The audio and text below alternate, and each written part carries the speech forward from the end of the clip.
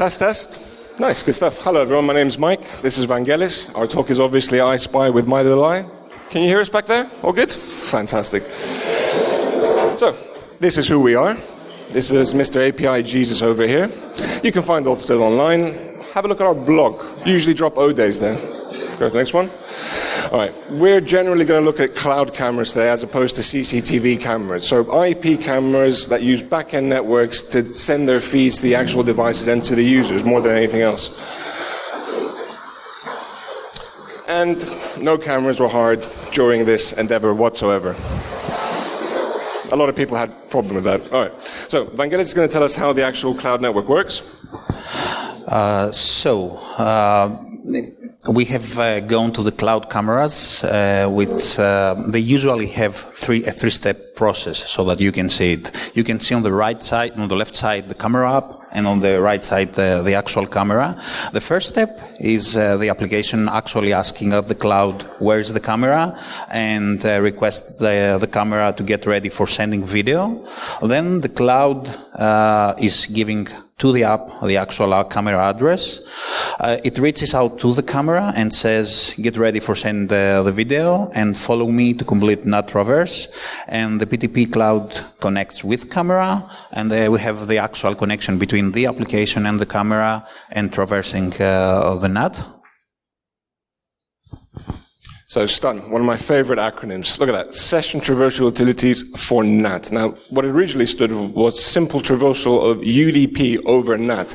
And this is similar to what we used to do on CCTV cameras, where we would open TCP ports outbound on the internet so people can actually pick up these streams. This is how the backend networks are actually doing this. STUN. Lovely acronym. So, what's the problem with STUN? The problem that Stan tried to solve is this one. If you search for Hikvision or any other camera, you are going to see tens, if not hundreds of thousands of open cameras into the open internet. So you can actively scan them and do whatever you feel like with them, probably with outdated cameras. But this has opened a really different kind of worms. And as you are going to see in here, we're going to see the pros and cons of the actual STAN implementation. The pros is that, as we said before, nothing is exposed directly on the internet, so there is no shutdown in there. It's behind NAT. The configuration is really easier, so you can avoid port forwarding or any other configuration on the router level. You can scale easier with multiple viewers, and it could possibly hide the not updated devices. And as we all know, the users usually don't update their devices. The cons is that it usually has a web application that can easily be tested. It's way easier to test a web application than to actually do any hardware. I personally love APIs and web applications, so it's a really nice, good thing for me. The firewalls, you cannot really firewall the camera to accept only certain IP addresses because it's going through the cloud. And last but not least, if it has a vulnerability, it's going to be a really massive one. So we went on a little showdown safari to see what we can find. So you're going to see mostly unauthenticated cameras from our Sudan safari. This one is some random John Doe just arriving at his job. You have some dogs at the dog park. You have an entrance which is being guarded by some plastic animals. You have some agricultural monitoring, I would say. Someone who wanted to see his plants over the internet. And then again, as you can see here, we also know his name.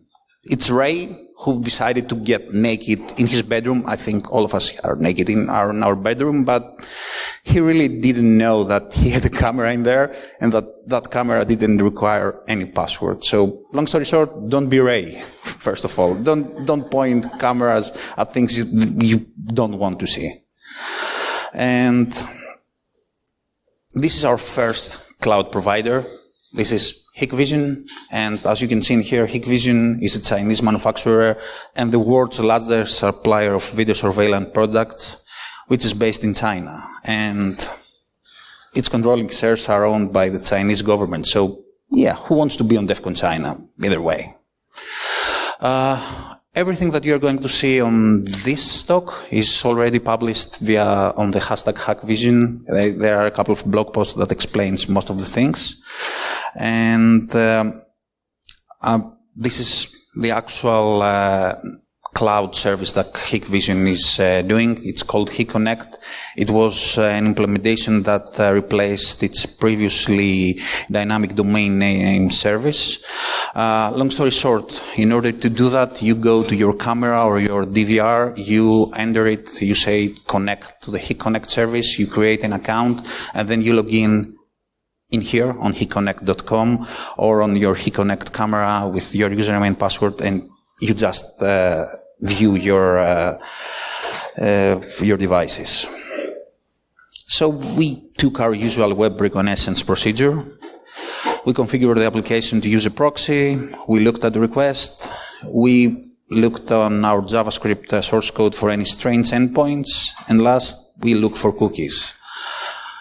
And yeah, I think Chinese people have an issue with cookies because all the web apps have more than 50 cookies and that one had 80 cookies. As you can see, there are a lot of things that seem strange, but one really stands out. It's user ID. And the user ID had an MD5 value. And who wants to eat cookies? I hear you saying that nobody in their right mind would use a cookie to authenticate, and even if he did, he would have all the flags in there, secure, same site and everything, so you wouldn't be able to change it. Yeah, let's try it. So register a new account with a new email, log into that account, and then change your user ID with the previous one. And this is my device. So someone just needed to know my MD5 value, and it would be easily to control, have full access of my account. Now, that's the good parts for the pen tester. The bad parts is that the user ID was not reversible. It was an MD5, but we couldn't find a way to reverse it to something meaningful. So we had to take another way to find the user's user ID by some leaky endpoint. We tried really hard on HikConnect, and every endpoint was bound to to our own user ID, so we couldn't find any other user ID. Then it came to our attention that there was a subsidiary of Hikvision, which is EasyViz, and they had a totally different cloud application and cloud provider. And based on the notion, and that notion alone, that they were a subsidiary of Hikvision, we tried our logins in their cloud. And, well, it worked. So if my login works, I'm going to log in and try that cloud too. As you can see in there, it's probably an outdated cloud service. And in here, you're going to see something really strange. It's ActiveX. So, yeah. It's ActiveX. It's like we are in the 2000. This thing has died over a decade ago, but they're still using it. It has more functionality than HikConnect, so more endpoints. They took a rather strange turn for me. They tried to do a social network thing with their cloud, so you can friend someone, you can send messages to your friends, and an extra step. The first time that I came there, I saw that I have to run something that says to do file description on their public website. So that's a sign of they didn't really took any care of their application. So the actual endpoint is this one. When you try to friend someone, you could use either the email address or the mobile phone, and the other party would not have to accept or do anything else. You would just friend the other, and you would be considered a friend with him. That's the actual endpoint. It's the query by mobile JSON, which returns data of anyone, as I said, and you just had to provide an email, a phone, or a username. It wasn't on the UI, but I tested it personally, and it was also accepting usernames. And as I already said, friending requires no interaction by the other party. Now comes the good part. That's the response that you get when the other user doesn't exist. So you're trying with an existing user. You get an error code of 20002. If the other user exists, but is not your friend, you're getting a 0. So you already have user enumeration. But if the other user exists, and it is your friend, so you just have requested a friendship, you get all this.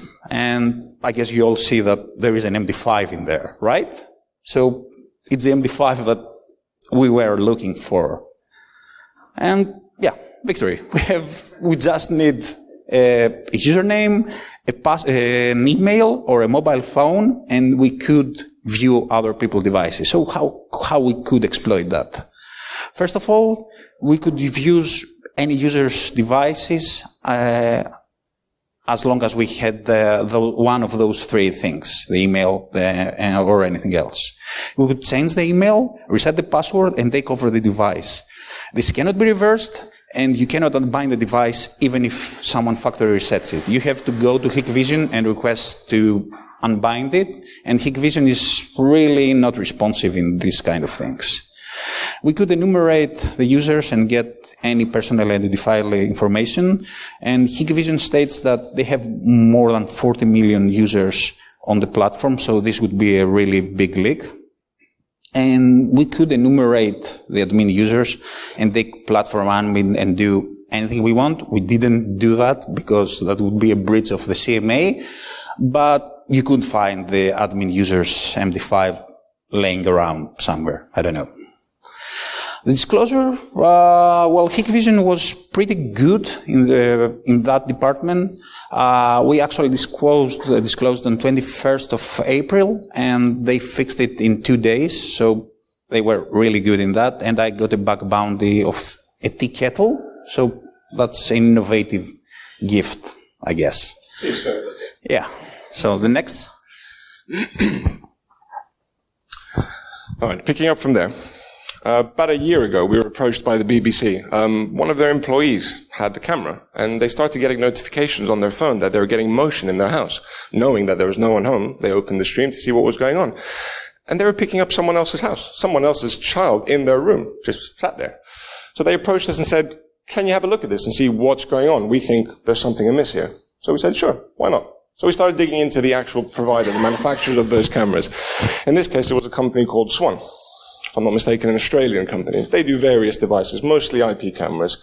But when we dug deeper, and using the knowledge from the previous test, we realized that the platform itself was a company called Hikvision in Israel. And they had this massive platform where all the cameras would speak back and forth to. Now, they state they have over 3 million active camera accounts on their platform. That's quite a lot. So, we picked up the devices, we followed our normal methodology, we started going at a hardware level trying to exploit these devices, but we realized, well, the actual juice of it is on the platform itself, so why don't we try and manipulate that? So, with Vangelis' help, we started looking at the API endpoints themselves. Now, the first one we came across, very interesting, called user list assets, which would quite literally, you could query the system and it would give you back all the assets that you owned in your camera system. So if you had 5 cameras, it would respond with those 5 cameras. So we dug a bit deeper to see, how the authentication was done and what it was actually doing. And we noticed in the request that quite simply, the device with ID so and such, that was the unique identifier. It was literally just a 9 hexadecimal value with a bit of padding in the beginning, SWN, SWAN, and that was the only way the device identified uniquely with the back end. We're like, well, that can't be true. That can't be the only thing that's going on. But it was. It was the only thing that was happening, and it just kept coming out. It was SWN and a 9 hexadecimal value. Talking in the office, we had a couple of colleagues that had similar devices, and we asked them, well, what do you think that number? And he's like, well, dude, that's the serial number of the device. I can see it from the application itself. So now we had our own serial number, and we had a colleague's serial number. We're like, All right, let's try and do something with that. So, we set up, Charles. You could use Burp. It's an HTTP man-in-the-middle proxy. And effectively what we did was, we said, if you see one value, just play the other one back. So this is a man-in-the-middle attack from us to the cloud service, our stream. When you see one value, just give us the other one. Our colleague has some very nice Lego. We were quite jealous. We wanted to see what other Lego was out there in the world. Now, 3 million accounts on this platform. How do you enumerate 3 million accounts? We can't call all of them and say, give us your serial number. So, as I said before, it was a bit of padding and a 9-value hexadecimal number. That means we've got over 69 billion combinations. That's a lot. And they only have 3 million active accounts on their platform. Now, dug a bit deeper and realized another endpoint was there called devices owned, which literally would just return a value of 1 if the device was registered, active, and being used. So it was a simple matter of asking the backend, one by one, for each one of these devices, 69 million of them, if it's there or not. Now, unfortunately, to do this, you need 2 million hours. So we were able to do a single post request for each account and get a 1 or 0 value back. If you break this down, that takes close to 80,000 days. I'm going to be honest with you, ain't nobody got time for that. Seriously, no one's got time for that. So we were a bit stuck, because all we could do is hijack other people's streams with a device's serial number, and we had to enumerate all these devices. Then we noticed the post request would accept an array. So we started pumping arrays through single post requests. 1,000, 2,000, 5,000, 10,000. We maxed out at 30,000 requests through one post. In the end, we managed to pull out 300,000 cameras every second from their backend database. Now, obviously, they're not using 69 billion serial numbers. They might have an intent to. They obviously won't. But this is how we enumerated them. So that means we managed to pull this off in under 75 hours and hijack any stream. Good stuff.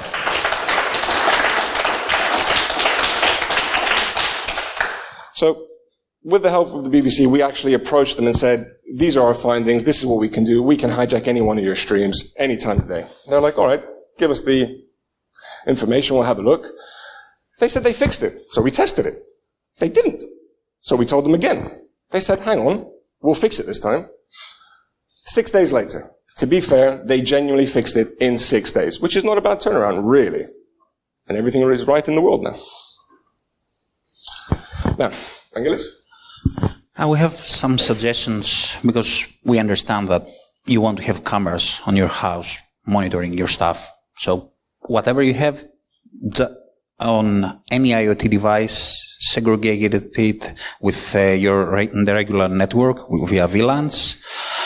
For crying out loud, change your default password. Don't leave it as admin or 1234566. There are a lot of online services that regularly scan these things and take over devices. Use a strong, unique password. Buy a camera of the high shelf. Both of our examples had a really good response rate. We have gone with Chinese cloud that they just don't care. If you look at Tragmageddon, you are going to see that there are companies that don't respond to disclosures for more than a year, and you don't want a camera that has a cloud with an issue more than a year unpatched. Update your devices, update anything that has an update, because it's usually a security update, and disable any services you don't need.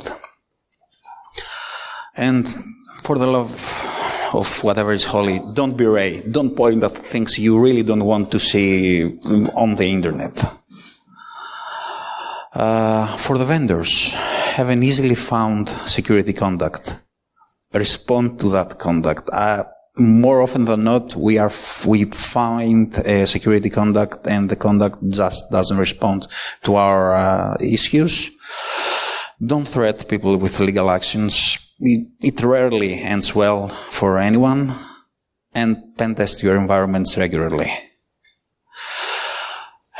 that's for Mike. When you say you fix something, be sure you fixed it, because the pen testers are going to retest. They're not going to take your word for it. And please validate your access requests. As Mike told you, that's Mike. I'm Vangelis Stykas. If you want, follow us on Twitter. You can also follow Pentest Partners. Regularly visit our blogs. We regularly post our research in there. And that's all. Any questions? Can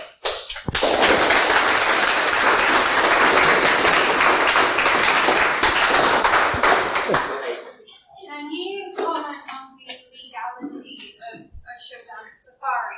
Like, is looking at Ray's stream, even if there's no password, breaking the CMA or anything like that? And do you care? Generally, we care. I do care, because I don't want to break CMA. Repeat the question. Yeah, so I was asked if a Sudan Safari is breaking CMA and if I care about CMA. First of all, I personally really care about CMA and try not to break it, try really hard. And I think it falls under not an issue because it is not password protected and it's a public stream. But I'm not a lawyer, so take this with a pinch of salt, please, and don't do it if you feel like you're breaking CMA. Usually I take the approach that if I feel that I'm breaking CMA, I'm not doing it because I'm breaking CMA. So, other question? So you talked about especially in litigation, to change the threads and lots of other ways, segregating the cameras and but did you go to the level in the research to see how many of whatever devices you touch have hard-coded threads, which is the biggest one? That would be breaking CMA. And I don't break Find the device and run it to the lab, right? Yeah, but I wouldn't know if anyone else have changed their credentials, so I would have been accessing someone else's device, which is breaking CMA. So no, I didn't do it. Did you? No. No. Okay. Any more questions? Good stuff. I guess that's all. Thank you very much. Thank you. Thank you very much.